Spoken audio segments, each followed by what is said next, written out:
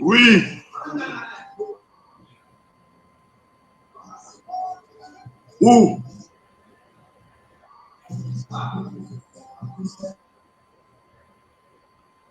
Je suis en ligne, Véry.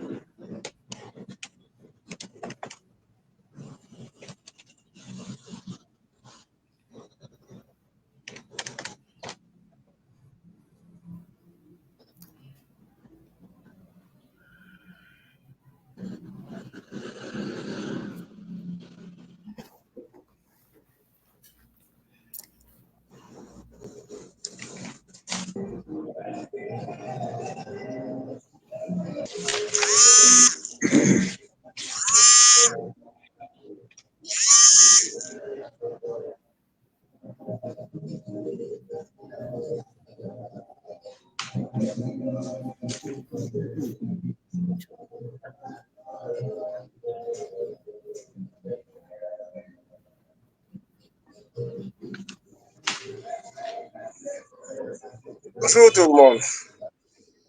Bonjour. Bonjour.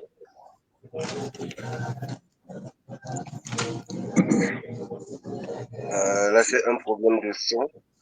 J'espère que ça va. J'espère que je vais le régler. Une seconde.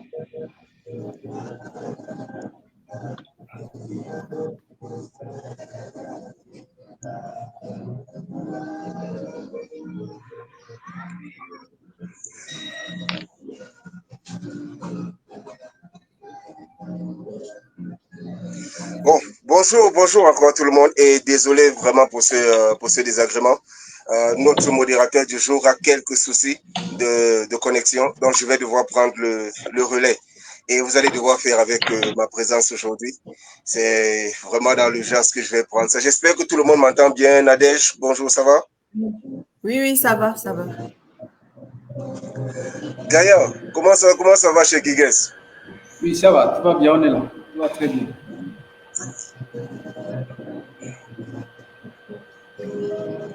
Ok. Vous m'entendez, non? D'accord. Manaché, comment vous portez-vous?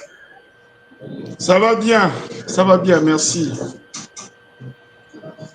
Ok, très bien. Aujourd'hui, nous entamons la deuxième phase de la deuxième étape de notre salon du promoteur littéraire online. Et j'espère que ça se passera aussi bien qu'hier. Déjà, donc, encore merci d'être là. Nous allons avoir aujourd'hui écriture, que promettons? C'est notre thème, c'est notre thème du jour. Et avec nous avons Joël Célestin Bobo, qui vient de nous rejoindre. J'espère que sa connexion tiendra et qu'il pourra rester avec nous. Nous avons Malachi Ngolobi, qui nous rejoint depuis le Congo. Gaïa Esso de Guigues Édition, qui est avec nous au Cameroun, ainsi que Nadège Régine Johanna de la Maison des Savoirs. Bien. Juste un rapide tour comme ça pour ouvrir. J'aimerais que chacun se présente mieux à notre public avant qu'on entre dans notre sujet du jour. Et si on commençait par toi, Nadège, on va se tutoyer, ce sera bien plus simple. Hein? Bien sûr. Alors, je suis Régine Nadège Ekodo Johanna, bibliothécaire de formation, directrice de la Maison des Savoirs, qui est un centre socio-culturel situé à Itoudi, dont la principale activité, c'est une bibliothèque. Alors, il y a la section adulte et la section jeunesse. Nous organisons pas mal d'activités autour du livre, telles que les dédicaces, face à nos auteurs, des animations autour du livre. Et en dehors des activités que nous organisons à la bibliothèque, nous faisons également des activités hors les murs, c'est-à-dire que nous partons promouvoir la lecture dans le milieu hospitalier à travers nos partenaires. Et nous avons également un centre qui est situé à 40 km de Yaoundé. Il y a également une bibliothèque en zone rurale. Ça permet aux enfants du village de pouvoir avoir accès aux livres. Donc, voilà un peu de manière générale. Je voudrais remercier Acolyte pour l'initiative, et particulièrement Pauline, aérée également, pour cette très belle initiative de nous réunir les acteurs du livre, le monde littéraire, pour pouvoir partager les expériences et pouvoir acquérir des connaissances. Donc, je suis très contente d'être là. Et vraiment, merci. J'espère qu'on va passer un très beau moment, malgré les petits couacs qui se passent à gauche et à droite, mais je sais que ça va se rétablir. Donc, je suis très contente d'être là. Merci. D'accord, merci beaucoup Nadège. On espère qu'on va passer autant de bons moments avec toi. Alors, Gaïa, notre éditeur de Guigues, auteur aussi. Bien sûr, si tu peux nous rappeler un peu ta présence, ta position, ton activité. Ok, merci infiniment de convier les amoureux de la littérature comme ça. Vous me suivez, j'espère. Vous me suivez. Ok. Voilà. Merci infiniment à ces promoteurs. Vous êtes le promoteur littéraire que je peux à chaque fois féliciter. Là, et Pauline Mbono. On était toujours ensemble. Alors, merci infiniment de convier cette rencontre littéraire. Guigues Édition et d'ailleurs Isaïe sont des amoureux de la littérature. Nous avions commencé depuis. Mais Guigues Édition ont commencé ces activités en décembre 2022. Là, nous sommes à une supervision totale des activités littéraires. Dans la région de l'extrême nord, dans le Grand Nord également, au Cameroun, nous avons des auteurs partout en Afrique, des Gabonais, des Centrafricains, donc c'est tout le monde, même des auteurs, des auteurs. Notre objectif de la littérature est un ami de tous les jours. À chaque fois, organiser des événements, organiser des activités littéraires à chaque fois. Donc, c'est ça notre objectif.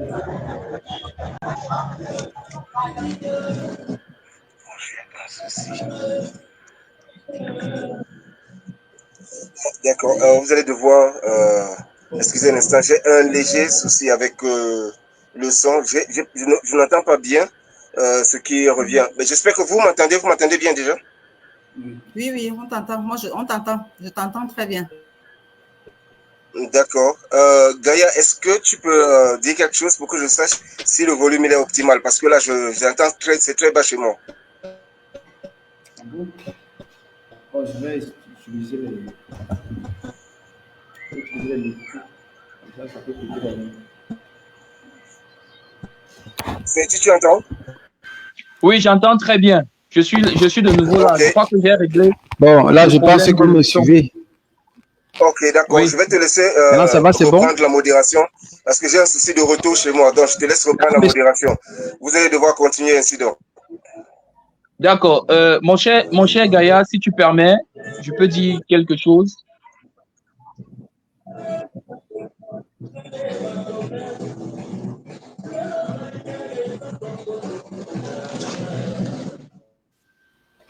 Ok, je pense que maintenant c'est bon. Maintenant, vous me suivez. D'accord, je suis très bien. Le micro était coupé. Avec Guiguet Sédition et Gaël Esaïe sont deux amoureux de la littérature. Nous avions commencé avec Guiguet Sédition, qui est une maison d'édition avec son siège Moujoudaï. Nous sommes situés à Moujoudaï. Moujoudaï se trouve dans la région de l'extrême nord, dans le département de Mayokani, au Cameroun. Et là, nous avions commencé avec les activités littéraires depuis décembre 2022. On est là, nous organisons des dédicaces, des ateliers d'écriture, des rencontres littéraires de tout genre, chaque semaine. Nous avons également des auteurs partout en Afrique. Nous ne luttons pas uniquement au Cameroun. Nous n'avons pas des auteurs uniquement au Cameroun. Nous avons des auteurs partout en Afrique. Des Guinéens, des Centrafricains, des Gabonais qui sont publiés chez nous. Nous continuons toujours avec la même force, le même courage pour que nous faisons de l'Afrique, cette Afrique qui s'occupe de la lecture, qui encourage la littérature, qui encourage la lecture. Voilà pourquoi notre slogan qui est une Afrique amoureuse de lecture. Très bien. Mon cher Gaïa, désolé de prendre le train en marche. J'ai suivi la présentation de ta prestigieuse maison d'édition. Est-ce que, pour continuer, on peut savoir quels sont les petits défis que tu rencontres au jour le jour avec ton équipe, les petits défis dans l'édition, dans l'édition du livre et la distribution, par exemple? Bon, concernant les défis que nous passons, le monde est très compliqué. Parce que l'édition, c'est un monde très compliqué. Il y a des personnes qui nous attendent, en fait. Lorsqu'on produit un livre, lorsqu'on édite un livre, il y a tellement de choses qu'on attend de nous. Non seulement les lecteurs, mais aussi les auteurs qui nous confient leurs livres. C'est un très grand travail parce que déjà, l'équipe éditoriale, les comités de lecture, le comité éditorial qui s'occupe de correction des livres, correction des manuscrits, nous faisons face à beaucoup de défis. Nous sommes obligés de prendre du temps nécessaire. Également, il y a des auteurs qui sont tellement pressés, de voir leurs livres publiés. C'est un grand défi. C'est un très grand défi. Nous avons l'obligation de mettre en confiance nos auteurs, de patienter, de nous accorder le temps nécessaire, le temps qu'il faut pour que nos auteurs, pour que notre comité, nos différents comités de lecture, nos comités de correction puissent effectuer le travail qu'il faut. Ah oui. Donc, il y a tellement de défis. Là, sans pas parler des droits d'auteur qu'il faut gérer pour nos auteurs, qu'il faut faire de demander nos partenaires libraires, nos libraires en ligne, tout ça. Il faut à chaque fois demander des rapports, constituer les dossiers de nos auteurs, leurs livres, faire les états avec le secrétariat de la maison d'édition. Donc, c'est tellement de choses que nous sommes tellement dépassés. Voilà pourquoi même à l'ESI, on est presque à 17h, on est toujours ouvert. Donc, voilà pourquoi nous travaillons. Wow, ça alors, c'est génial. Nous sommes ouverts de lundi à samedi, okay. de 8h à 17h30, chaque jour. Il y a tellement de choses à gérer. Oui, il y a tellement également de maux de tête qu'il faut gérer. Donc, il y a tellement. La distribution, nous avons toujours des problèmes dans la distribution de nos livres. À ça, avec les librairies. Moi, je connais uniquement la librairie qui fait tellement de promotions de ces livres. C'est la librairie de Peuple Noir, moi, je suis à Yaoundé.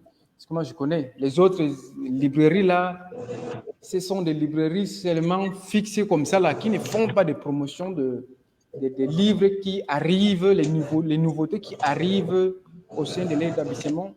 Et c'est un peu compliqué. Voilà pourquoi moi, je traite avec des personnes, des points focaux, je peux appeler comme ça, des points focaux qui sont là, des personnes qui sont dans chaque région du Cameroun et qui reçoivent nos livres, qui distribuent nos livres, voilà, qui atteignent maintenant, qui font distribuer nos livres ils satisfait ils font en sorte que les lecteurs qui commandent le livre puissent recevoir son livre. Donc, il y a tellement de choses. Je pense que avec des propositions que vous allez voilà, peut-être étaler, j'aurai peut-être des solutions, hein, parce que tout le monde peut contribuer. D'accord. Merci beaucoup, Gaël Esso. Ça a été très, très, très, très instructif. On a pu, en quelque sorte, avoir un panorama de ce qui se fait aux éditions Guigues et nous en reviendrons certainement plus tard pour apporter quelques esquisses de solutions. Alors, on va se tourner vers la dame du panel, Régine Nadège Ekodo. Elle va certainement se présenter, elle va nous donner un peu plus d'informations sur elle, en parlant de sa biographie et aussi quelques éléments sur la thématique du jour. Bien que je pense que on va pas trop s'attarder dessus puisque le temps nous tient derrière la gorge. Bonsoir. Bonsoir.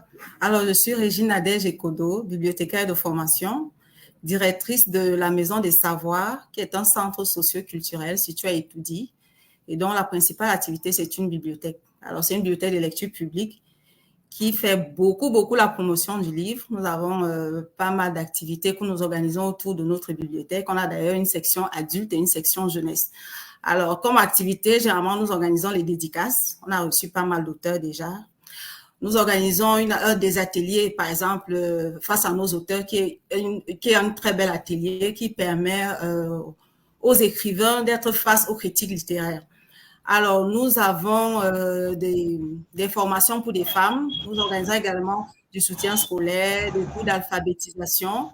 En dehors du centre qui est situé à Etoudi, nous avons un autre qui est situé à 40 km de Yaoundé. C'est une bibliothèque pour les enfants du village, c'est en zone rurale. Ça permet également de permettre aux enfants en zone rurale qu'en dehors du livre scolaire, ils peuvent également se divertir et surtout s'éduquer à travers d'autres livres.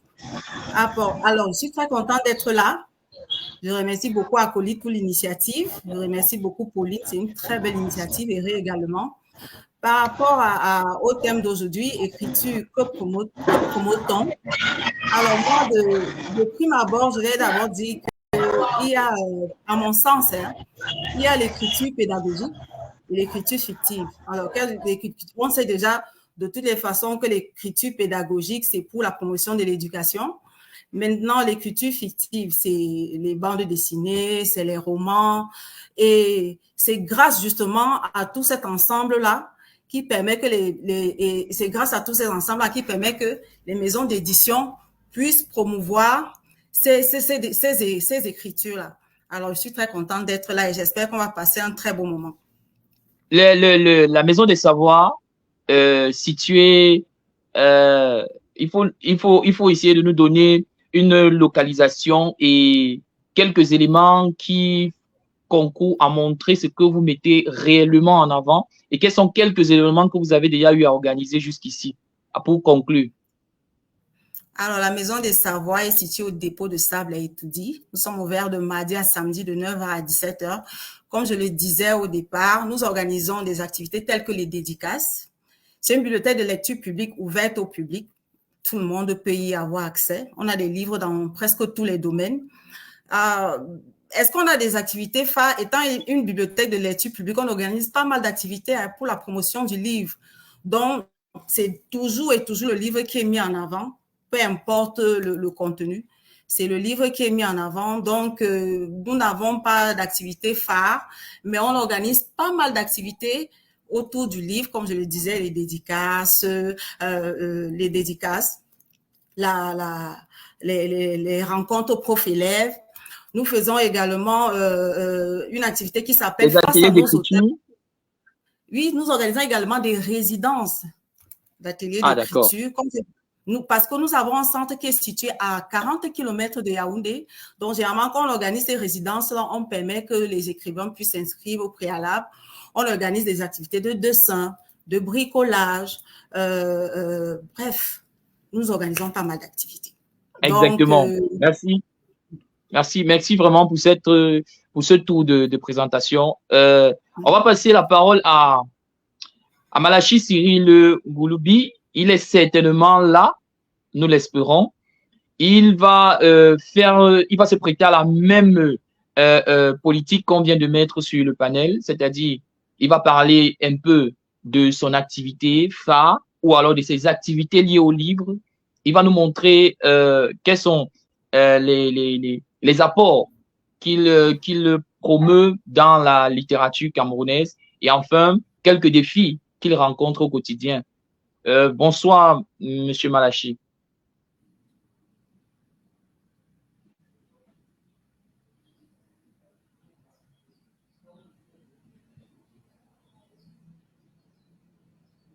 Bien vouloir appuyer sur le micro.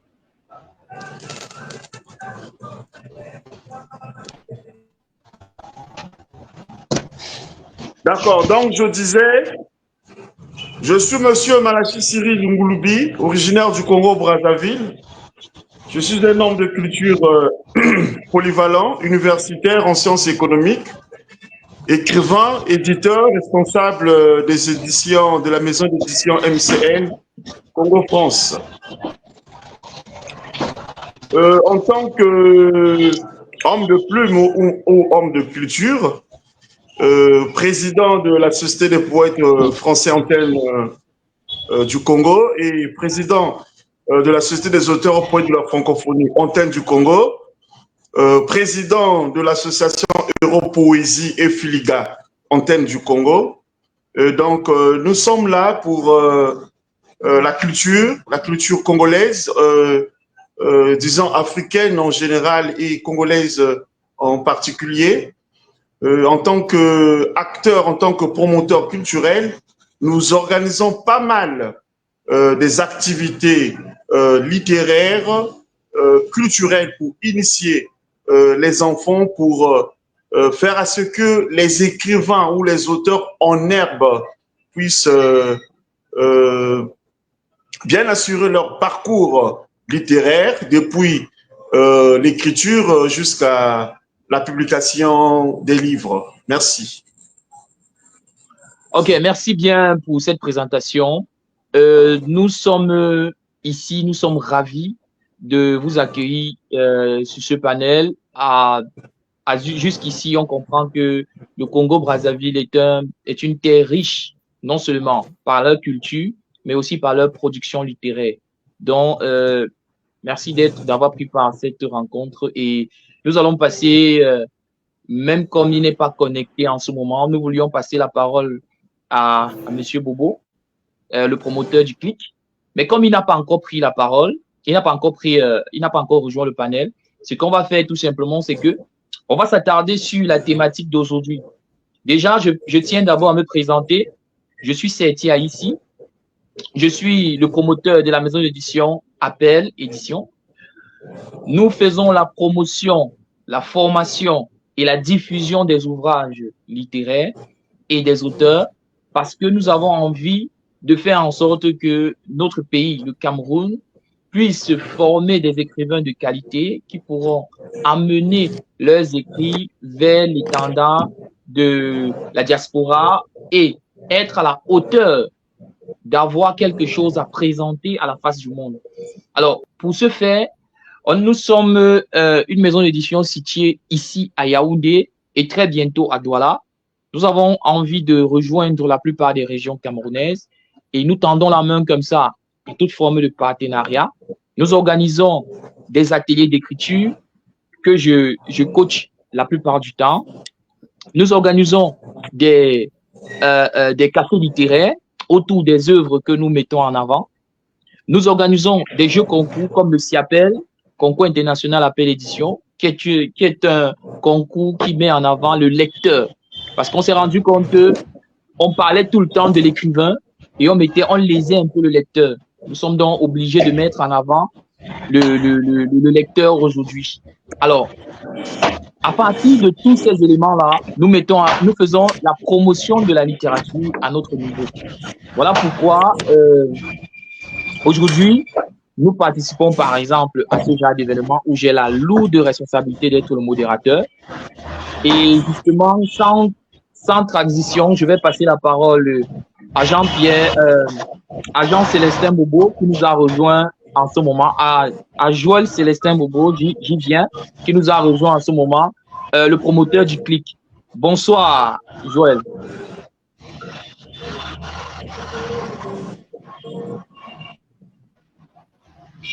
Bonsoir, Joël.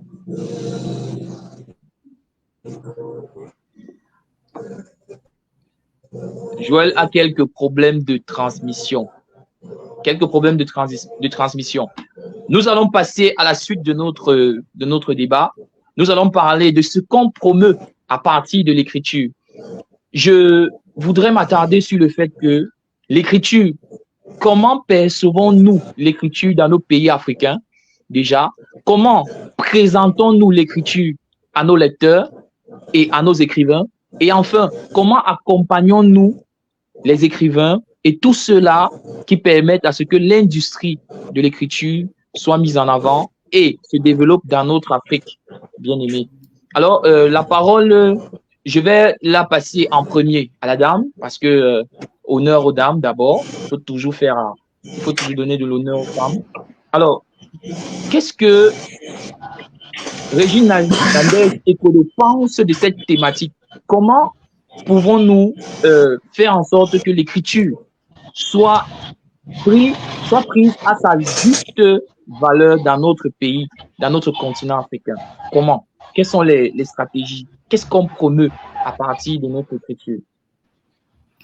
Alors, de prime abord, je dirais que déjà, on remarque que de plus en plus, enfin, moi personnellement, je remarque que de plus en plus, il y a pas mal de salons qui sont organisés, ce qui n'était pas fait il y a cela même 4, 5, 6 ans avant. Parce que moi, personnellement, j'ai déjà assisté à pas mal de salons organisés. C'est déjà une version très positive. Et je dirais également que nous, particulièrement à la bibliothèque, nous organisons beaucoup de dédicaces justement pour mettre cela en avant. Et on a mis sur pied, en partenariat justement avec Acolyte l'année dernière, un atelier que nous appelons Face à nos auteurs, justement parce qu'on s'est rendu compte que parfois les auteurs, à travers les maisons d'édition, présentent des livres, mais qui parfois les contenus ont, je dirais entre guillemets, quelques problèmes. Donc, organiser ce type d'atelier, par exemple chez nous, c'est déjà une manière pour nous de promouvoir cette écriture-là, parce que durant l'atelier, on a par exemple 3 critiques, on peut les appeler ainsi, parce qu'ils ont déjà organisé pas mal d'ateliers, ils deviennent de plus en plus performants, qui prennent le temps de lire le livre de l'auteur, malgré qu'il a déjà été publié, et qui par la suite apportent cette critique-là, en termes d'écriture, en termes du fond, en termes de la forme. C'est déjà... En fait, qu'est-ce que vous appelez exactement le fond, la forme? Qu'est-ce que vous mettez en avant? Quelle est la qualité d'écriture que vous voulez promouvoir par ces ateliers-là? Bon, nous, déjà, la qualité d'écriture, on n'a pas... déjà, une bibliothèque de lecture publique, on n'a pas une particularité, puisqu'on est là pour accueillir tout le monde. Donc, on ne spécifie pas déjà que c'est une bibliothèque de lecture publique, comme je le dis. On ne, comment je dirais ça? On n'embrigade pas, on ne limite pas. C'est ouvert à tout le monde. Donc, nous sommes un centre qui permet justement à tout le monde de trouver son compte dans ce sens-là. Donc, je le disais, par exemple, on organise des résidences d'ateliers d'écriture qui sont par la suite très bénéfiques pour les personnes qui y participent parce qu'on y travaille avec des personnes ressources et par la suite, les résultats sont très performants. Donc, il n'y a pas de restriction, si je peux le dire ainsi. C'est vraiment de trouver les voies et moyens pour que l'écriture puisse être bien, enfin, que ça puisse avoir une très bonne, des très bonnes alternatives, si je peux le dire ainsi. Donc, voilà Mon un cher, peu, mon cher Gaïa Isso, après cette analyse de votre copanéliste, vous pensez que les maisons d'édition ne sont pas souvent assez outillées, ne font pas assez bien leur travail d'édition, au point où il est important que des ateliers se fassent en amont pour pouvoir former les auteurs à présenter un texte de qualité et devenir des auteurs aguerris. Qu'est-ce que vous pensez de cette réflexion, en fait?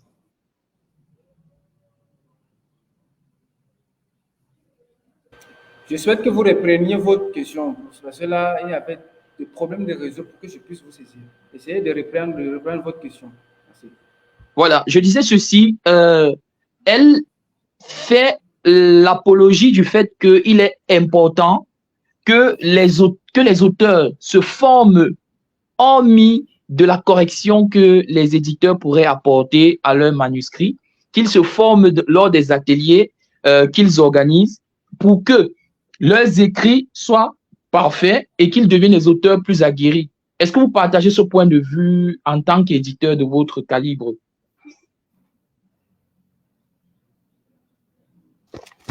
Oui, c'est une obligation même. Pour moi, c'est une obligation pour tout auteur, en fait. Tout auteur doit participer à des ateliers d'écriture. C'est une obligation. Je suis tout à fait d'accord avec elle parce que lorsqu'on ne se forme pas, on ne peut pas écrire quelque chose même. Limitons-nous d'abord sur ça. Si on ne se forme pas, on ne peut pas écrire quelque chose qui peut être lu. Et donc, il est une obligation pour tout auteur de se rapprocher de ceux qui organisent des activités littéraires comme les ateliers d'écriture. Oui, de participer, de ne jamais manquer. Parce que lors des ateliers d'écriture, on nous apprend à comment écrire, comment construire une phrase, comment construire les personnages, les poèmes, comment construire les poèmes. Donc, c'est tellement de choses qu'on peut apprendre pendant les ateliers d'écriture. Je ne vois pas le fait de participer et de perdre, moi, je ne vois pas ce qui peut nous empêcher de gagner des choses là-bas. Donc, on peut plutôt gagner tellement en compétences, également en connaissances. C'est très important de participer à des ateliers d'écriture. Là, Et surtout que ça simplifie le travail de relecture et de correction aux éditeurs. Puisque quand un auteur est formé, son écriture n'a plus trop de travail pour pouvoir être publiable.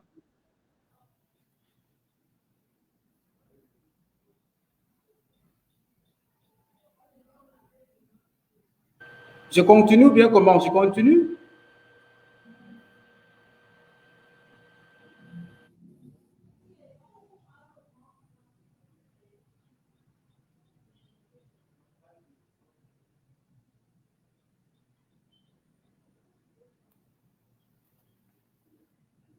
Bien, mon cher Malachi, vous êtes éditeur aussi et vous avez certainement quelque chose à dire par rapport à cette formation sur l'écriture qui entoure l'édition. Vous pensez que ces ateliers d'écriture qui forment les auteurs à devenir, à améliorer leur procédé d'écriture, font un travail d'appui aux maisons d'édition, ou bien c'est indispensable qu'un écrivain passe par ces ateliers de formation-là pour être édité, ou alors un éditeur peut faire le travail de correction et de relecture sans avoir besoin que l'auteur passe par ces formations-là. Vous pensez quoi de cette réflexion? D'accord, merci.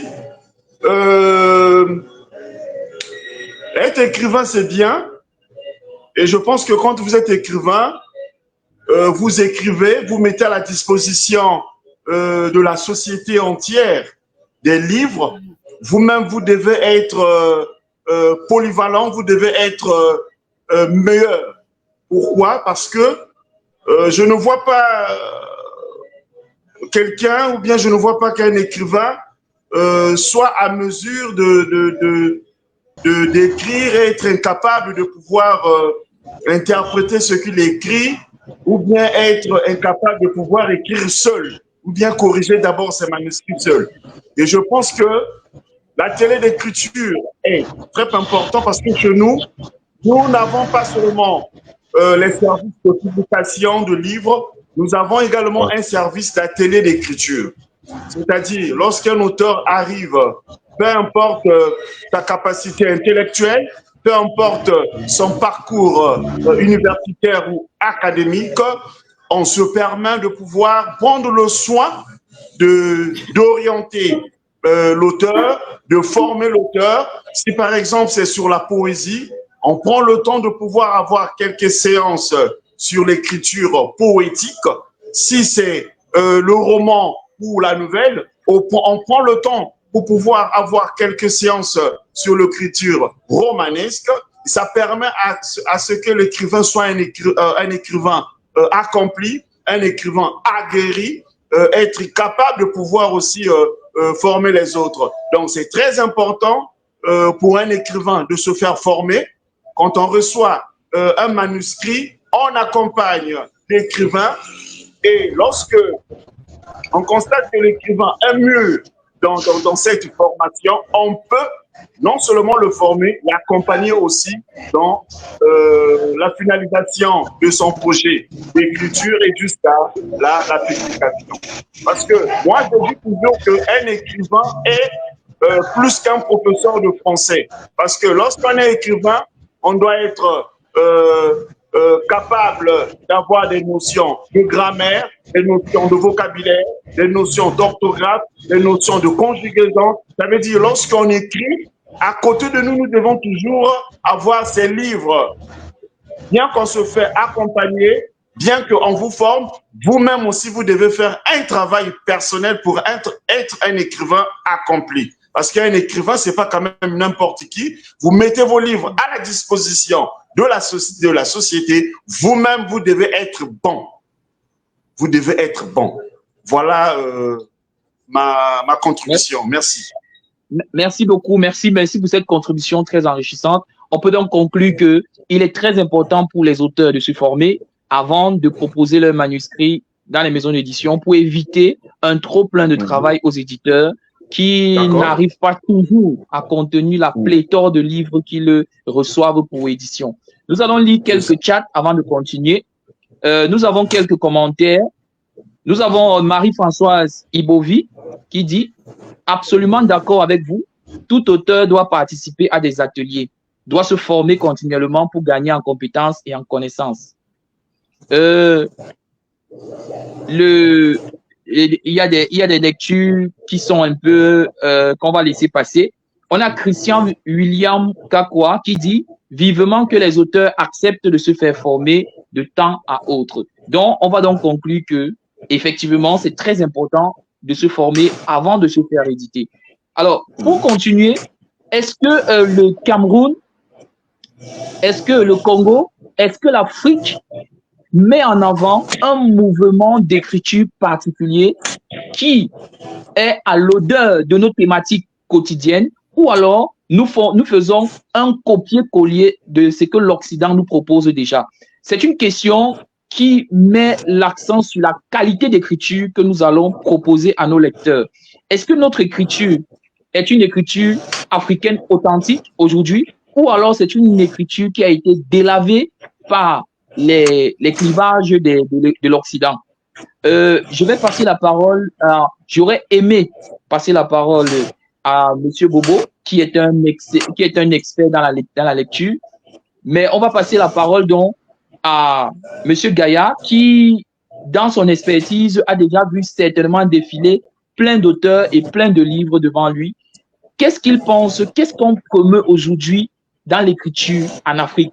Est-ce que c'est une forme délavée de l'écriture occidentale, ou alors il y a une naissance, une originalité, une authenticité africaine qu'on met en avant dans notre écriture moderne, chez nous les écrivains d'aujourd'hui? À vous, Monsieur Gaïa. Ok, merci infiniment. Bon, je vais parler en fonction de mes auteurs, hein. Je vais parler en fonction de mes auteurs également, en fonction de mes lectures. Moi particulièrement, moi personnellement, je peux dire qu'il y a un nouveau mouvement. Oui, il y a une nouvelle écriture parce que tous les auteurs que je lis, les auteurs que nous recevons, il y a une sorte de valorisation de la culture africaine. Ouais. Il y a cette africanité. Non, je parle uniquement des auteurs africains. Hein. Lorsque je parle des auteurs africains, il y a cette africanité en ces auteurs-là. Donc, ce n'est pas une forme de laver ou bien une sorte de la colonisation. Non, ce n'est pas ça. C'est plutôt cette forme de promotion de la culture africaine, de la culture de tout le monde. Ouais. Chaque auteur que nous recevons, les lectures que moi je fais, c'est toujours de cette façon-là. Oui. Moi, je vois toujours plutôt... Peut-être c'est moi qui vois cette africanité-là, mais peut-être tout le monde voit ça. Bon, mais dans tous les cas, moi, je vois qu'il y a une sorte de valorisation de la culture africaine. À chaque fois que nous recevons un manuscrit, nous allons trouver toujours quelque chose où on décrit des cultures, des traditions africaine, oui. Ça a toujours été comme ça. Et là, j'encourage ça. Je sais pas si je On dirait que Régine Nazer est très d'accord avec ça. Oui, allez-y, intervenez. Je suis parfaitement d'accord avec Gaïa dans le sens où, par exemple, même tous les auteurs que nous recevons en termes de dédicaces et même les livres que j'ai lus, les livres africains et surtout camerounais que j'ai lus, il y a cette africanité qu'on retrouve. Et c'est vraiment à saluer parce que de plus en plus, ça prend de l'ampleur. Il y a des auteurs qui font un travail d'écriture de fond parce que, par exemple, on pouvait parfois lire un livre par exemple, qui va parler, je dis tout et n'importe quoi, et qui va, par exemple, parler je prends l'exemple d'un roman. Lire un roman, par exemple, africain, on retrouve réellement cette africanité-là. C'est-à-dire, en lisant, on se retrouve soi-même. Il n'y a pas ce copier-coller. Je crois que de plus en plus, nos auteurs le comprennent et c'est vraiment un travail qui est à saluer. Nous, depuis 2 ans déjà, tous les auteurs qu'on a reçus, les contenus étaient vraiment très enrichissants et on retrouve vraiment cette originalité-là. Je suis parfaitement d'accord avec cela.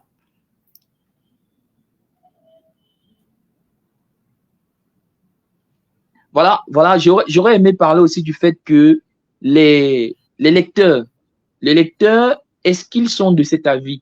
Est-ce que les lecteurs trouvent dans les livres qu'ils lisent aujourd'hui ce qu'ils attendent de leur auteur? Ça veut dire ceci. Lorsqu'un lecteur décide d'acheter un livre qui parle, je sais pas moi, de la tradition Bamileke par exemple, est-ce qu'il retrouve vraiment la description fidèle, la description assez pointue de ce que le peuple Bamileke met en avant? Est-ce qu'on n'a pas encore des auteurs qui manquent de souci du détail, qui manquent d'informations, qui manquent d'investigation de nos jours? Non, je dirais tout de suite non. Pourquoi? Parce que moi, particulièrement, personnellement, j'ai lu des livres des régions que je ne connaissais pas et j'ai appris pas mal de choses, pas mal, en lisant ces livres-là et en ayant même été sur les lieux, par exemple, parler de la communauté de l'Ouest.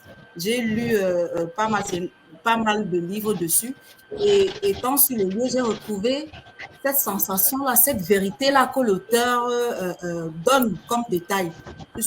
Même les lecteurs, même les dédicaces, il y a cette satisfaction-là et à chaque fois, les auteurs sont salués de cette belle initiative-là. On retrouve, moi je suis parfaitement d'accord avec, on retrouve déjà l'africanité déjà dans pas mal de livres que nous lisons, ça se retrouve. D'accord. Joël Célestin Bobo, bonsoir. Est-ce que vous pouvez dire quelque chose par rapport à la thématique d'aujourd'hui? Il a vraiment un problème avec sa réception. On espère qu'il va revenir. Il va revenir avant la fin de la réunion. Alors, on va prendre une question pour Madame Ekodo. Quel est le retour des auteurs après leur passage au programme face à nos auteurs? Est-ce que la demande est plus importante? Et comment se fait le casting des personnes qui offrent les auteurs dans votre programme? Question pour Madame Ekodo. Je dirais, à travers cette question-là, déjà pour le retour, à travers cette question, quel est le retour des auteurs après leur passage? Ils sont, après généralement le passage des auteurs, il y a des, je dirais qu'il y a, après cet atelier-là, il y a des notions qu'ils n'ont pas vu passer, même à travers leur maison d'édition. Hein. Parfois, c'est des critiques ce jour-là qui leur font pas de pas mal d'aspects qui se sont passés par rapport à leur livre qui a déjà été publié. Le retour des auteurs a toujours été très, très positif. C'est déjà un échange très houleux où l'auteur ne s'y attend pas, mais par la fin, il est satisfait de cet échange-là. Alors maintenant, comment se passe la sélection des auteurs? Généralement, c'est les auteurs eux-mêmes qui veulent ces ateliers-là. Ils déposent des livres un mois avant. Et comme nous sommes en partenariat avec Acolyte sur cet atelier-là, donc généralement, les livres sont déposés un mois avant. Généralement, c'est les auteurs qui demandent. Comme il y a de cela 2 jours, une femme d'ailleurs qui a assisté à cet atelier-là, elle est auteure. Et hier, elle est venue me déposer ses livres justement parce qu'elle voudrait participer.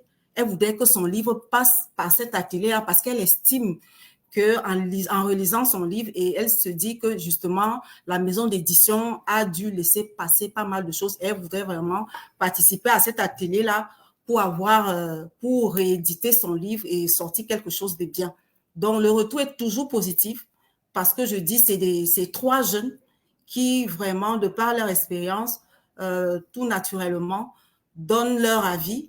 Et généralement, l'auteur reçoit ça comme une claque, mais à la fin, il se rend compte qu'il y a encore le travail à faire. C'est pour ça qu'on disait dès le départ que c'est bien que les auteurs se forment. C'est très important de participer à tous ces ateliers-là. C'est très important de telle enseigne qu'à la fin, ils puissent sortir des livres vraiment bien, si je peux le dire ainsi. J'espère que j'ai satisfait, j'ai répondu à la question de la dame. Certainement, elle doit être satisfaite. Alors, du côté de Guigues Édition, comment les livres déjà, comment le retour des lecteurs, comment se fait le retour des lecteurs? Est-ce que vous avez l'occasion d'échanger avec ceux qui lisent vos auteurs? Qu'est-ce qu'ils pensent des textes ou alors du contenu qu'ils reçoivent? Est-ce qu'ils s'identifient à ce qui est décrit dans le livre? Est-ce que vos livres sont à l'odeur de la société ou alors c'est une société qui est généralement surréaliste? Comment ça se passe aux éditions Guigues?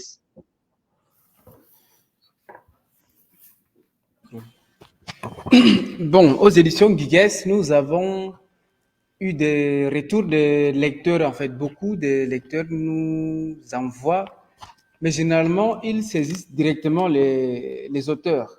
Ouais. Nous recevons des retours du genre l'écrivain qui construit son livre, qui laisse des histoires très palpitantes, des histoires très riches, en fait, là, c'est très important. Et concernant le côté correction et tout, nous recevons toujours des encouragements et des encouragements. Il faut continuer, il faut avancer. Toujours, c'est presque la même chose, en fait. Il n'y a pas quelque chose de particulier, des appréciations. Là, je ne veux pas trop m'enfoncer là-dedans parce que pour les encouragements, c'est chaque jour, nous recevons des encouragements. Mais nous n'avons pas encore reçu des retours négatifs. Même dans des cadres officieux, non, je ne crois pas. Mais quand même, dans les comités, nous avons un comité qui est constitué de beaucoup de correcteurs, des universitaires, des agents littéraires et tout. Nous travaillons. Je fais confiance en mon équipe. Ouais, je fais confiance en mon équipe. Je crois que nous allons toujours redoubler d'efforts pour que nous ne soyons pas au bas de l'échelle ou bien en bas de l'échelle, comme on dit souvent. Bien, nous avons une question de JCB Bailaché qui dit Gaïa Esso, pourriez-vous citer des exemples des noms des œuvres pour nous permettre d'être dans le concret. Pouvez-vous nous citer des exemples de noms des œuvres pour nous permettre d'être dans le concret?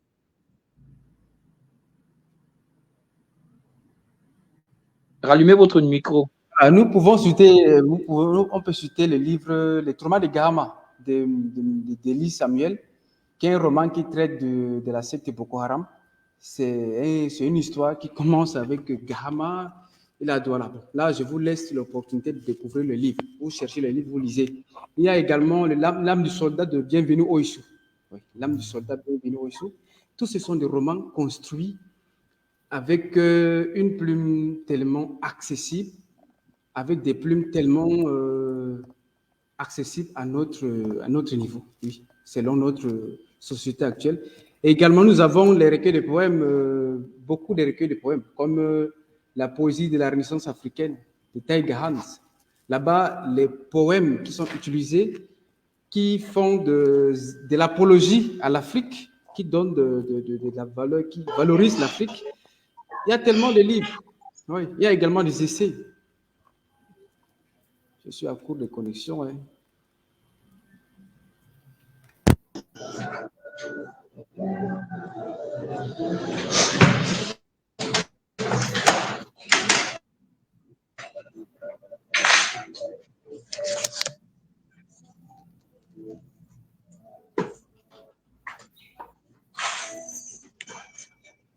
Vous me suivez? C'est bon?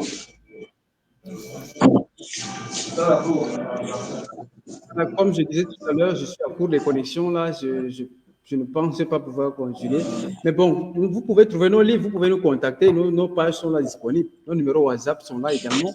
Et vous pouvez trouver nos livres qui sont à Yaoundé, dans presque toutes les régions du Cameroun. Vous pouvez nous écrire et nous pouvons vous mettre en contact avec nos distributeurs.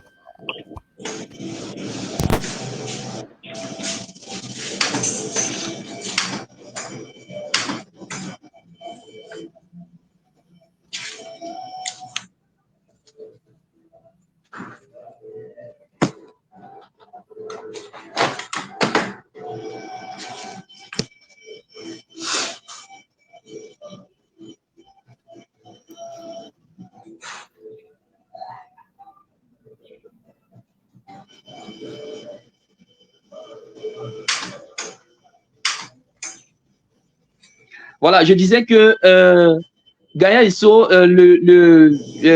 Akoli demande où trouve-t-on ces livres, les livres qui ont été cités.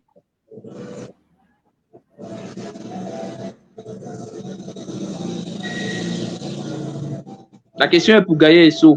Où trouve-t-on les livres qui ont été cités?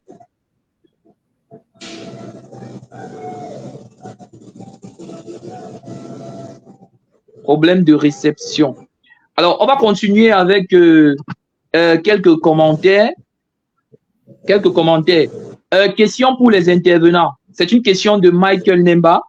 Qu'est-ce qu'on fait pour promouvoir les œuvres des auteurs?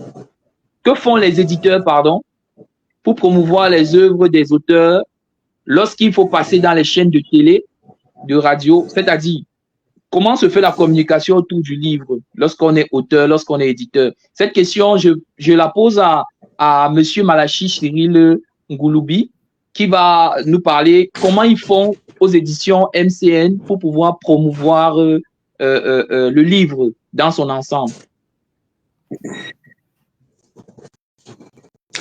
D'accord, merci. Nous devons savoir que le processus de communication ou de promotion d'un ouvrage est lent. Et quelques canaux que nous utilisons pour promouvoir les livres de nos auteurs. Nous avons des présentations dédicaces dans des instituts comme l'Institut français, donc disons les centres culturels. Nous avons une forme de promotion au niveau des pages Facebook de nos maisons d'édition. Également à travers des émissions au niveau de la radio et de la télé, parce que nous, à part la maison d'édition, nous avons également une émission, Lettres et Arts, qui passe sur une radio catholique, rubrique culture. Donc, il y a la page Facebook, il y a des présentations dédicaces dans les centres culturels, il y a des émissions, il y a des journaux de presse comme la Semaine africaine et les dépêches de Brazzaville. Donc là, ce sont un ensemble ou bien une série des outils que nous utilisons pour promouvoir les livres de nos auteurs. Mais la meilleure promotion d'un livre commence aussi par lui-même l'auteur. Parce que l'expérience a montré que rares sont des maisons d'édition africaines qui assurent des bonnes promotions des ouvrages des auteurs. Merci. Oui, il y a une question de Aubin et Niké qui dit, en tant que promoteur littéraire, comment faites-vous le choix des contenus à promouvoir? Vous êtes-il déjà arrivé d'avoir un auteur dont vous jugez l'écriture excellente, mais dont les idées ou tout simplement les écrits sont en désaccord avec votre ligne éditoriale? Comment vous gérez ce genre de cas? C'est une question de Aubin et Niké.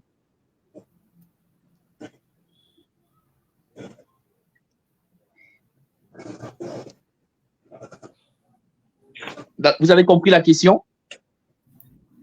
Monsieur Malachi Cyril. Bon, c'est comme ce qu'on a dit auparavant. Oui, comme on a dit auparavant, il faut d'abord une formation. Et n'oubliez pas qu'il y a des gens qui sont même bien formés. Comment... Oui, Monsieur Aubin dit, vous est-il déjà arrivé d'avoir un auteur dont vous jugez l'écriture excellente?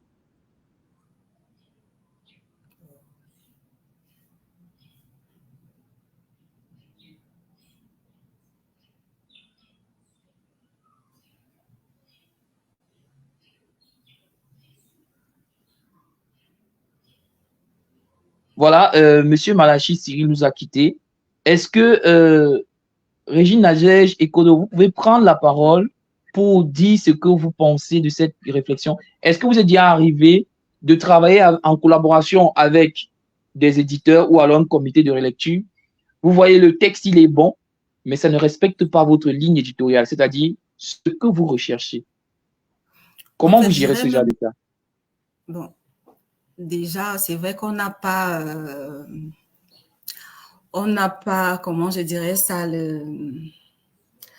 nous n'avons pas des aptitudes requises pour pouvoir complètement rejeter ou donner promptement notre avis, mais par contre, on peut apporter notre avis quand c'est ce genre de cas-là. Moi, particulièrement, j'ai assisté à des dédicaces des livres où sur une thématique précise. Bon, déjà ayant lu le livre au préalable et une thématique tellement, je prends un exemple, par exemple sur la psychologie de l'enfant. Vous voyez, par exemple, un auteur qui va sortir un livre dans ce sens-là, lui-même à la base n'étant pas psychologue, et qui va sortir un livre de psychologie et dont l'extrait les idées seront là, comme la question le disait, mais le contenu n'étant pas assez riche. Nous, on n'a pas ces aptitudes-là de corriger ou mais on peut apporter des solutions. En tant qu'acteur du livre, on peut donner des suggestions. J'ai déjà assisté à ce genre d'atelier où le contenu est bon, mais la ligne éditoriale ne cadre pas. Mais ce que nous, on peut faire, c'est juste apporter nos suggestions, mais on n'a pas ces aptitudes-là de corriger. Très bien, très bien. Ça veut dire que je repasse donc la parole à M. Malachi Cyril. Vous allez nous dire comment, aux éditions MCN, on gère ce genre de cas.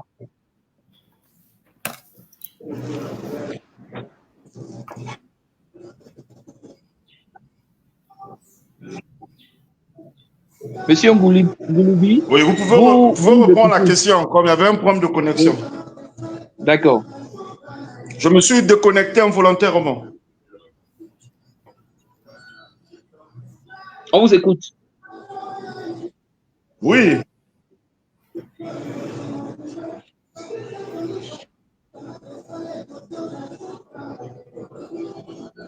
Oui, la question. La question est de savoir, Non, est-ce reprenez que un vous, peu la en tant question. que... La question est de savoir, vous, en tant que promoteur littéraire, en tant qu'éditeur, est-ce qu'il vous est déjà arrivé d'être devant un excellent texte, mais qui ne cadre pas avec votre politique éditoriale, c'est-à-dire votre ligne éditoriale? Comment vous gérez ce genre de cas? Bon, nous d'abord, nous publions des livres de toutes catégories, hein. Les livres de littérature, les livres de sciences, les livres de spiritualité, des livres d'art dans l'ensemble. Donc, on n'a pas une, disons, une forme de catégorie réservée aux commandes. Non, non, non. On prend tous Et les si on fait la ouvrages. promotion du meurtre, si on fait la promotion du meurtre dans le livre ou du terrorisme, vous allez l'éditer? Non, non, non, non, non, on ne peut pas. On ne peut pas. D'accord. On ne peut pas. On ne peut pas. Donc, ça veut dire, l'auteur dont on est en train de dire ceci, si un auteur Oui. écrit tellement bien, il écrit tellement bien, il a un livre de qualité, mais en réalité, il ne respecte pas les normes sociales. C'est-à-dire, par exemple, il montre que la drogue est une bonne chose. Il montre, par exemple, qu'il parle de pornographie dans son texte. Comment vous gérez ce genre de cas?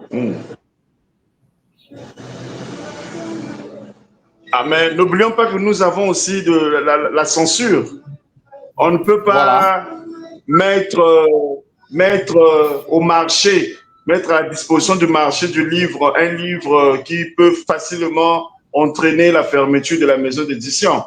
Donc, il y a des exigences aussi au niveau de l'État que nous devons respecter. Bien que nous soyons une maison d'édition, mais il y a des exigences, il y a des certains principes, il y a des lois que nous sommes censés respecter. Très bien. Alors, il y a une question. Monsieur Joël Célestin Bobo, est-ce que vous pouvez dire quelque chose si vous êtes connecté? Allô? Oui. Oui, bonsoir, bonsoir. Bonsoir, Serti. Je n'ai pas bien suivi votre question.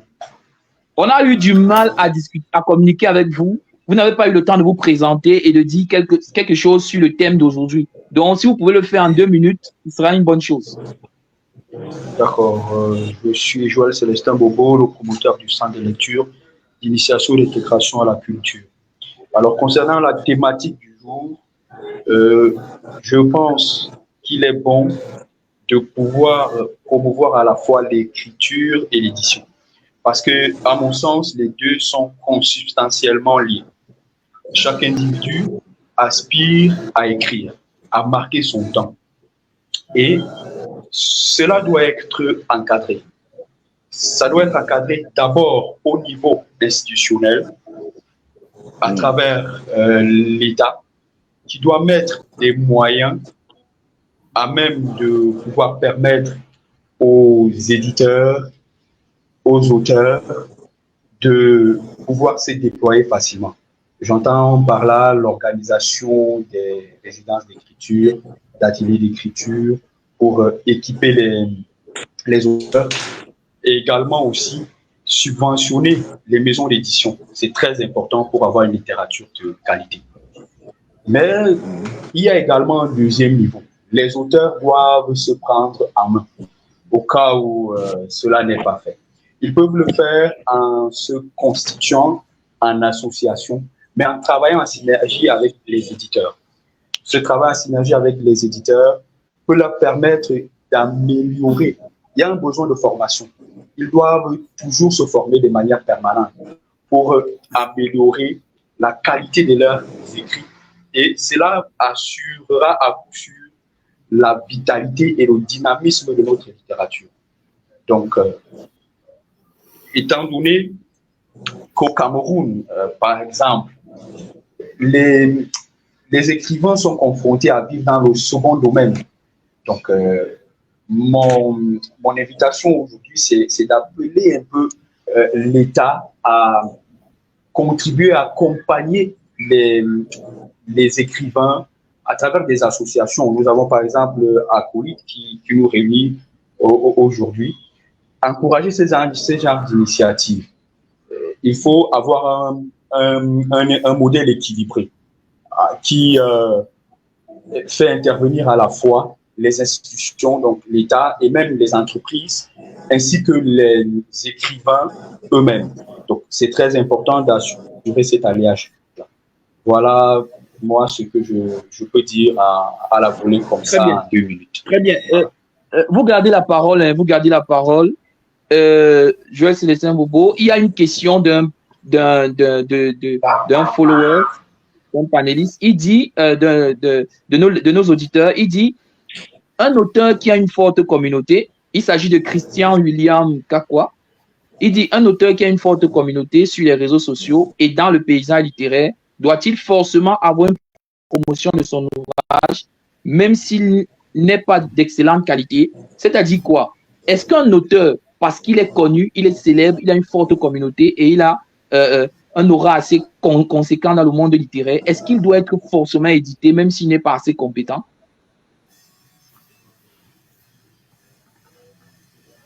Non, il y a des canons. Vous, par exemple, si vous êtes éditeur, il y a des préalables avant d'éditer une œuvre. Moi, je suis pour qu'on encourage un peu l'édition des œuvres littéraires. Il ne doit pas avoir, à mon sens, un crime, donc un tri.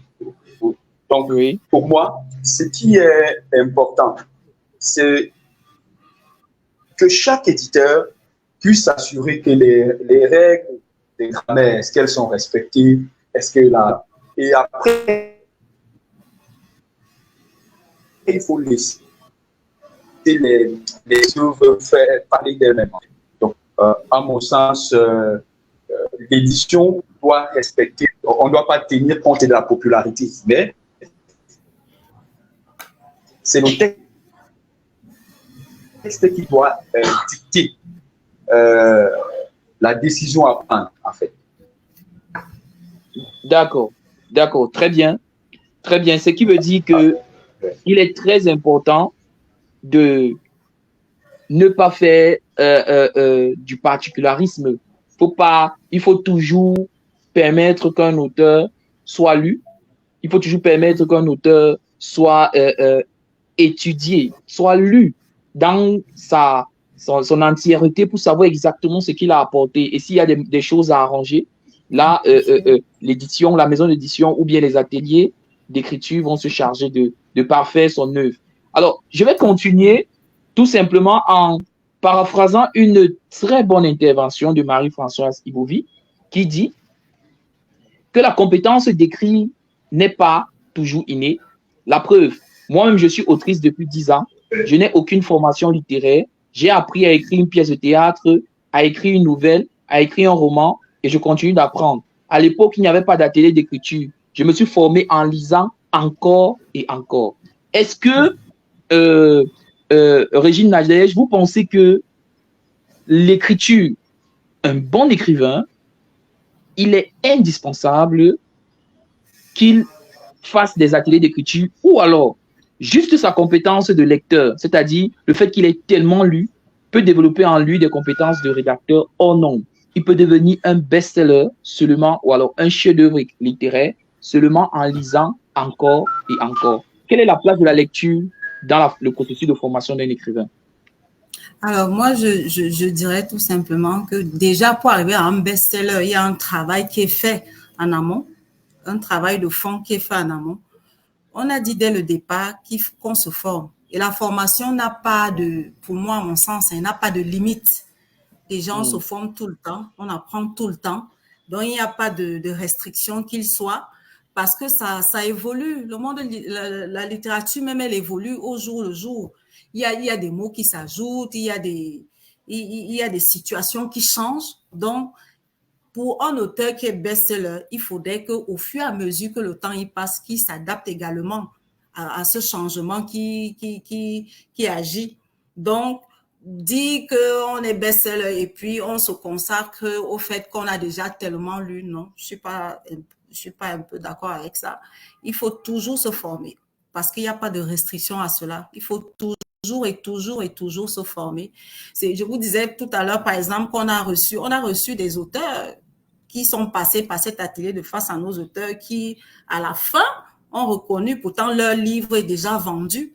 Donc, il faut toujours se former, peu importe le nombre de best-sellers qu'on ait déjà. Déjà, pour être best-seller, je ne pense pas que la personne ait cessé de se former. Il continue. Donc, Très bien. Vu les choses qui changent, donc... Très bien. Il y a un autre point à la question. Quelle est la place de la lecture dans le processus d'écriture d'un écrivain? La place de... Est-ce que la lecture joue un rôle très important? Est-ce qu'il faut que l'écrivain lise énormément pour pouvoir mieux écrire? Dès l'idée même qu'on a déjà, dès l'instant qu'on a déjà l'idée d'écrire, il faut lire. Il faut lire. Oui. Il faut lire pour pouvoir s'acquérir, il faut lire pour pouvoir s'armer de connaissances. C'est très important de lire. Prenons un peu l'exemple sur des écrivains qui font sur des thématiques, qui font, par exemple, vous avez dit tout à l'heure sur quelqu'un qui va écrire sur les Bamileke. Il va falloir qu'il lise, il va falloir qu'il aille sur le terrain, il va falloir qu'il fasse des recherches. Donc, il faut lire. Les deux vont de pair. On ne peut pas se mettre à écrire si on ne lit pas. Il faut lire. Très bien. Alors, je passe la parole à Joël Célestin Bobo. Vous avez certainement quelque chose à dire par rapport à la thématique, par rapport à la question de la panéliste, des commentaires, à la question du commentaire qui dit que on peut juste lire et lire encore et devenir un grand auteur, un grand écrivain, sans passer toutefois par des formations, des ateliers d'écriture. Qu'est-ce que vous pensez de cette réflexion? Je pense que c'est le modèle qui a longtemps été.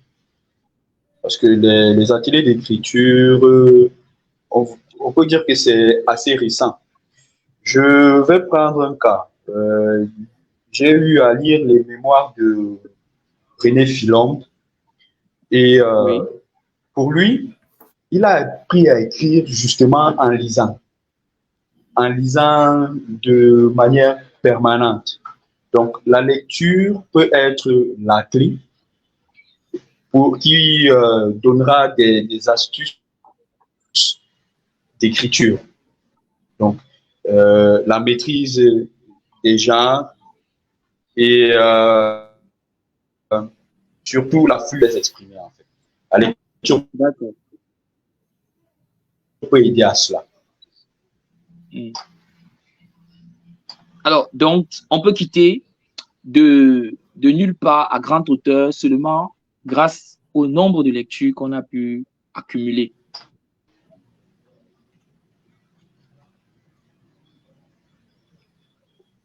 Oui, à mon sens, oui, tout à fait. D'accord. OK. Alors, je vais continuer tout simplement en montrant que il faudrait qu'on essaye de se poser la question, quelle est donc la place de la lecture dans le processus d'écriture? Est-ce que la lecture devient un élément indispensable ou alors c'est l'apprentissage qui donne le pion à la lecture? L'apprentissage de l'écriture pour écrire va donne le pion à la lecture ou alors c'est la lecture qui est plus importante que le processus d'apprentissage d'écriture? Est-ce que Monsieur Malachi Cyril, je ne sais pas s'il nous suit, je ne sais pas s'il pourra donner son point de vue sur la question. Monsieur Malachi, dans le processus d'écriture d'un bel ouvrage, d'un chef-d'œuvre, dans le processus d'écriture d'un chef-d'œuvre, est-ce que c'est la lecture intensive qui domine pour pouvoir produire un chef-d'œuvre? Est-ce que c'est la lecture intensive? Il faut beaucoup lire. Ou alors, c'est l'apprentissage qui est le plus important, qui est plus important que la lecture lorsqu'on décide d'écrire un excellent ouvrage? Les deux. L'apprentissage et la lecture. Oui, expliquez-vous. L'apprentissage et la lecture, les deux. Dans quel sens? On doit apprendre et on doit beaucoup lire.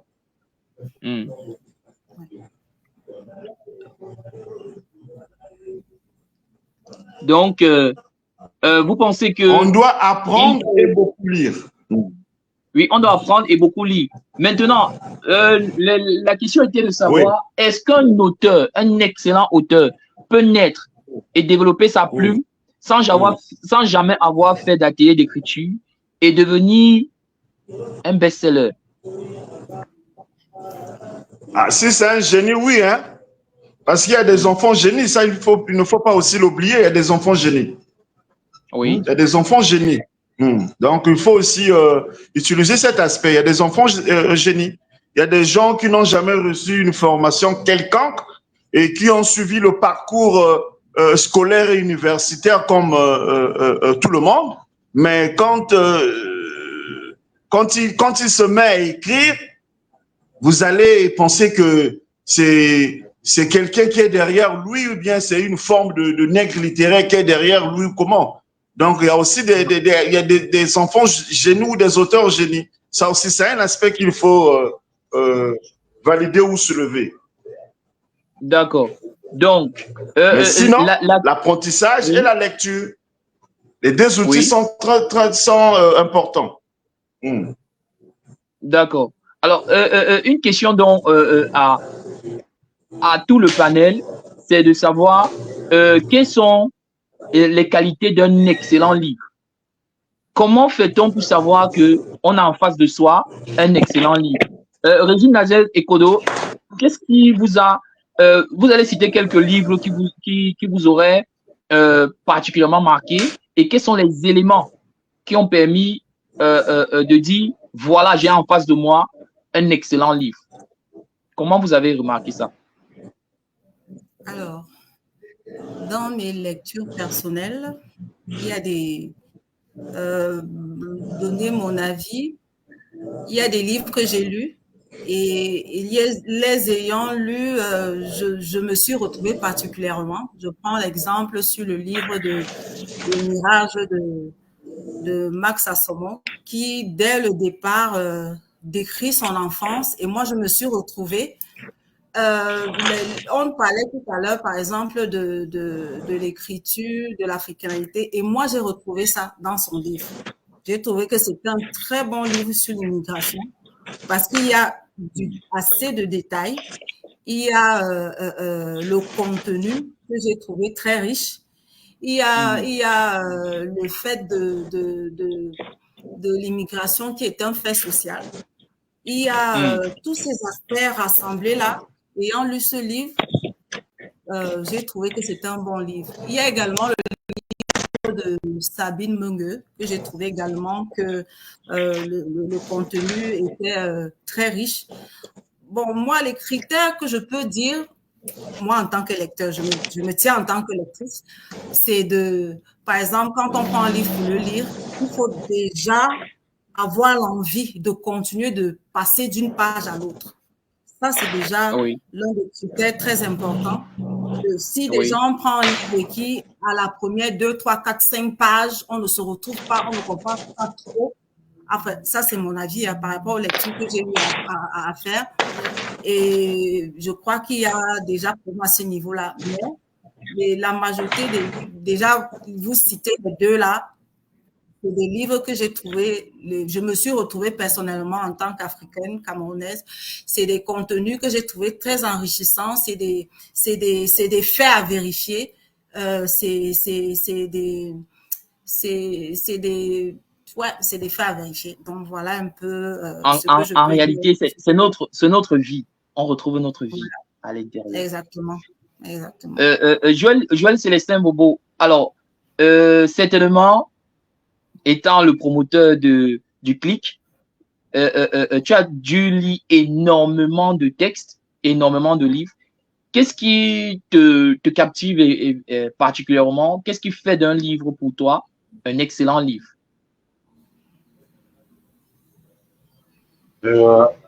À mon avis, un excellent texte est celui qui a d'abord respecté tous les canons liés à l'édition. qui a suivi de manière rigoureuse tout le processus éditorial. C'est assez déterminant. Ça, c'est la première caractéristique. La deuxième caractéristique, c'est l'idée directrice du livre. C'est les thématiques qu'il aborde. C'est ça qui...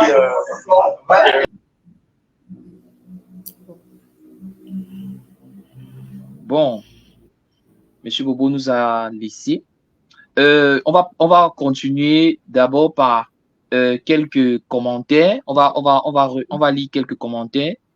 Il y a Acolyte qui dit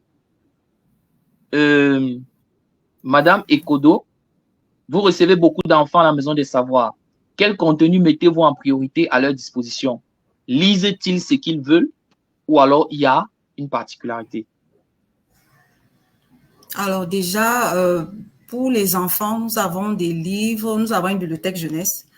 Nous avons les livres pour tout type d'âge. Ça, on dit tout type d'âge. Les âges, réellement, c'est à partir de 3 ans. On présente aux enfants, en fonction de l'âge, on présente à l'enfant le livre qu'il pourra lire. Ça peut être des enfants de 3, 4, 5 ans, juste l'image. On a des albums jeunes pour eux.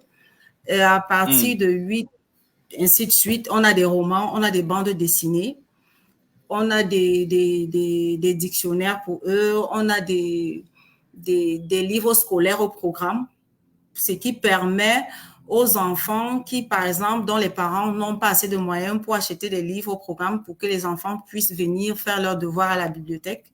On a ce rayon pédagogique-là. On a des encyclopédies, justement. Donc, en fait, nous, ce qu'on apprend aux enfants, c'est qu'au-delà du livre scolaire, ils peuvent se cultiver. Il y a des enfants qui entrent à la bibliothèque et qui sont étonnés de voir notre livre que scolaire. Nous, c'est la touche qu'on essaye de rectifier par rapport aux enfants. Donc, voilà. Et justement, dans ce sens, donc, Ariel Noutieux, elle félicite la Maison des Savoirs qui, depuis 20 ans, participe au développement de la lecture. Ça, c'est très bien. Exactement. Féliciter. Alors, je suis désolé que beaucoup de panélistes nous aient laissés, nous aient quittés. Nous allons passer à la conclusion. On va fermer cet entretien, cette discussion autour de l'écriture que promotons, organisée par le SAPLO et des mains de maître, le SAPLO organisé par Acolyte qui voudrait mettre en avant la promotion du livre et de l'écriture de qualité. Pour finir, j'aimerais vous permettre de dire un dernier mot sur la thématique d'aujourd'hui ou alors quelque chose concernant votre vision du livre africain. Alors, pour conclure, je dirais, je vais d'abord encore et encore remercier Acolyte pour cette belle initiative qui est très saluée en regardant la sélection des panélistes qui, chaque jour, sera très enrichissant. Alors, moi, pour conclure, je dirais tout simplement que durant l'échange, on s'est rendu compte ce qu'on met d'abord en avant, que les auteurs ne cessent pas de se former, c'est très important, et que les éditions, justement, ne cessent et qu'ils continuent d'une manière ou d'une autre à promouvoir sur tous les aspects de communication, que ce soit la communication des réseaux sociaux ou l'ancienne communication. Et je dirais également que nous, en tant que nous sommes également des promoteurs du livre, nous ne cessons de mettre en exergue des livres, surtout des livres africains. On a d'ailleurs un rayon purement africain où on ne cesse de faire cette promotion-là des auteurs, que ce soit des auteurs déjà qualifiés ou pas qualifiés ou en herbe. Notre maison est ouverte pour recevoir tout le monde et pour participer à tous les ateliers. Et on se rend également compte que la lecture est liée à l'écriture d'une manière ou d'une autre. On ne peut pas totalement les dissocier parce que pour écrire, il faut d'abord bien savoir lire. C'est très important. Nous, par exemple, on a d'ailleurs un atelier d'écriture demain à 12h avec les élèves qui sont des écrivains en herbe, qui présentent leur travail, mais qui cherchent parfois des plateformes justement pour pouvoir exposer leur travail ou avoir des bases en termes d'écriture. Donc, je remercie encore Acolyte, je remercie le panel, malgré que certains se sont, pour des soucis, ont dû quitter. Mais je vous remercie, vous, monsieur le modérateur. Ça a été un très bel échange. Merci à Joël Célestin qui est également là. Merci encore à Acolyte. Donc, voilà. Merci beaucoup. Merci. Oui, Joël Célestin, dernier mot.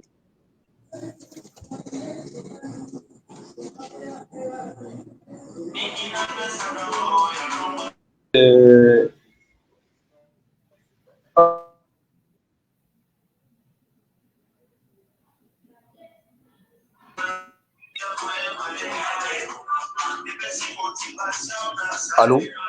Oui, Oui. mon dernier mot, c'est un mot de remerciement à l'endroit d'Acolyte et également des félicitations pour cette initiative. On a besoin des espaces pareils pour promouvoir notre littérature et surtout réfléchir ensemble à comment assurer au mieux sa vitalité et son dynamisme. Donc, voilà ce que je peux dire en guise de mot de fin. Merci beaucoup. Monsieur Malachi Cyril Gouloubi, des éditions MCN. Déjà, vous devez nous dire comment prendre contact avec vous, où vous êtes disponible et aussi votre mot de fin. D'accord, nous sommes situés au Congo-Brazzaville, le siège, avec des représentations un peu partout dans le monde. Nous sommes au 420-422 rue Kitenge, Puissard, Congo, Brazzaville. Et on peut nous contacter par notre adresse mail, édition au pluriel, mcn en minuscule, @gmail.com, ou on peut également nous écrire vers WhatsApp à le numéro plus 242 06 890 28 90, plus 242 06 890 28 90. Je vous remercie beaucoup pour cette grande initiative. Ça permet à ce que les auteurs soient informés sur les nouvelles technologies de la publication, les nouvelles technologies ou les avancées de l'écriture dans les différents pays et au fur et à mesure. Donc, merci beaucoup pour cette initiative loyale. Et si on peut également avoir de telles initiatives dans l'avenir, ça fera ce que nous puissions continuer à promouvoir l'écriture, à promouvoir la littérature, à promouvoir la culture en général. Merci. Ok, merci d'avoir pris part à cet échange. Merci à Acolyte. Acolyte est disponible sur toutes les plateformes. Il y a la page Facebook, il y a la page YouTube, il y a énormément Twitter et autres. Il y a le site, aussi le site internet. Nous avons été heureux de vous recevoir ici aujourd'hui. Nous espérons que vous avez appris quelque chose en nous écoutant. Nous voulons, par ce biais, promouvoir le livre, promouvoir le saplo, promouvoir la littérature africaine et surtout, un dernier conseil, n'arrêtez jamais de lire. Ouais. Merci et bye bye.